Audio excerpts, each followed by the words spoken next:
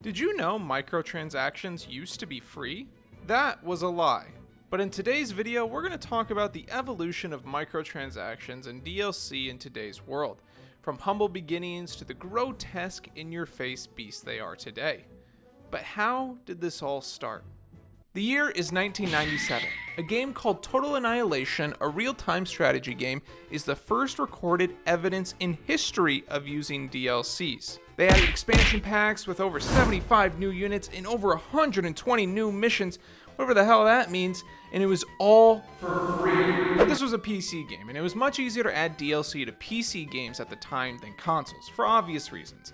You see, consoles are like PCs, but like 4 times worse. You see, they're slower, harder to navigate, and watching porn on it is just impossible. And in the early 2000s, games continued to slowly toy with the idea of DLCs. However, at the time, they were almost always given out for free, giving the power back to the people to encourage players to keep coming back and enjoying their game. And it went like that for years. Game developers were that nice old lady at the end of the block handing out full-size Twix bars, telling you and only you to take 2. Oh, here's a new map, little Johnny. Oh my god, is that a new mission and unlockables? You're goddamn right it is. But times were a-changing, you see, because in 2002, a little company called Microsoft came along and saw that people were having a little too good of a time, getting a little too many things for free. And so they sought to put an end to this reign of terror. And they created something called Xbox Live, a service that grants players access to the online service of video games for a nice little price tag of $49.99.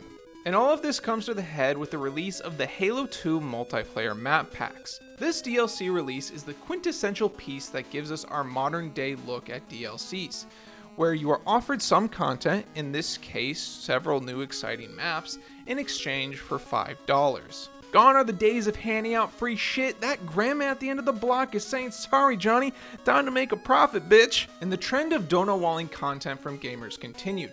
And now let me take this time to dono-wall your ass and tell you why you should hit the subscribe button right now. You see that number right there? I want to hit 1,000 subscribers by the end of 2022. And if we do, I will give one random subscriber $50. That's it. All you have to do is hit that subscribe button. And besides you possibly winning money, it also makes me kind of feel good. So tell your mom, your dad, your next door neighbor, your sister, your person you're Snapchatting, anyone and everyone. They can all win the money. Just hit the subscribe button. Alright, that's it. Back to the video. In 2006, the company Bethesda realized that they didn't have to put in work to make money. Why spend all this time and resources making new maps and game modes and missions when we can just offer nothing and make money? Fuck them kids. In 2006, Elder Scrolls Oblivion released the Horse Armor Pack for $2.50.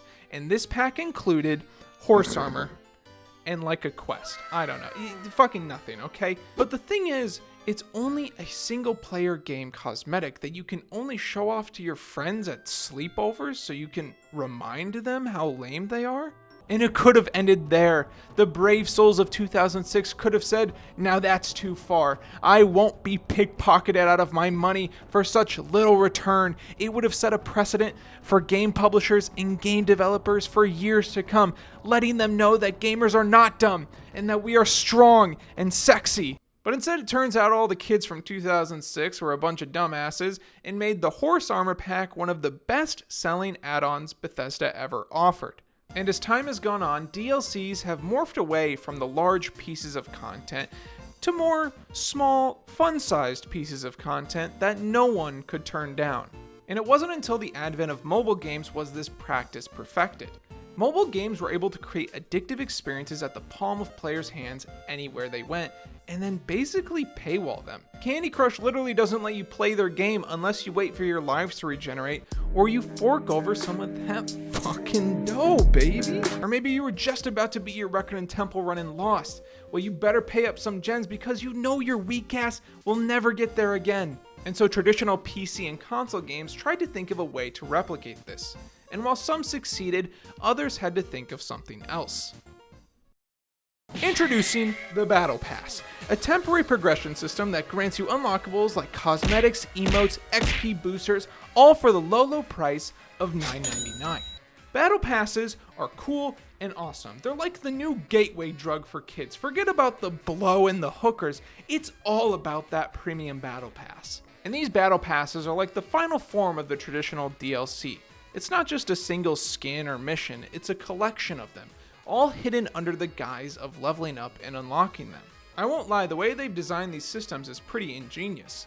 You basically pay to unlock something to have the option to unlock everything for a limited time, and the only way you do unlock it is by playing the game or paying $100. But you might be sitting there saying, how are they allowed to do this? And what idiot would buy these things? And let me just explain one final thing. There's a lot of factors that go into microtransactions. Like if your game is free to play, you probably need microtransactions. But if your game is $30 or $70, or honestly, if your game costs anything above free, and you put microtransactions in the game, then maybe, just maybe, you probably shouldn't have that, or you should have a more fun and interactive way of unlocking these pieces of content. In the end, DLC and microtransactions are one and the same. They've both evolved from the things they first started as, and they're not going away anytime soon.